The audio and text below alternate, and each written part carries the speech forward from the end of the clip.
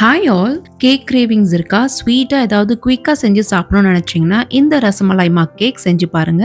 நல்ல ரசமலாய் ஃப்ளேவரோட சாஃப்டா கிரீமியான கேக் தான் இது. வாங்க எப்படி செய்யலாம்னு பார்க்கலாம். ஒரு மிக்ஸி ஜார்ல பாதாம், ஏலக்காய் இது ரெண்டுத்தையும் நல்லா பவுடர் பண்ணி எடுத்து வச்சுக்கோங்க. 1/4 கப் அளவுக்கு வெதுவெதுப்பான பாலோட குங்குமப்பூ கொஞ்சம் சேர்த்துட்டு நல்லா மிக்ஸ் பண்ணி எடுத்து வச்சுக்கோங்க.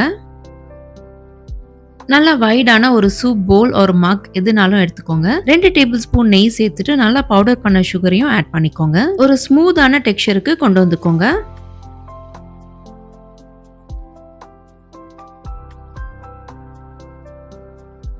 மில்க் பவுடர், நம்ம அரைச்சு வச்சிருந்த பாதாம் பவுடர் இது ரெண்டுத்தையுமே சேர்த்துட்டு நல்லா மிக்ஸ் பண்ணி விட்டுக்கோங்க.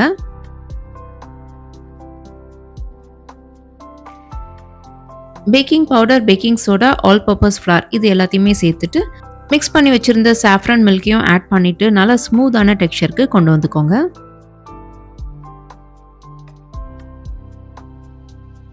லம்ஸ் இல்லாம நல்லா சில்கியான பேட்டரா இருக்கணும்.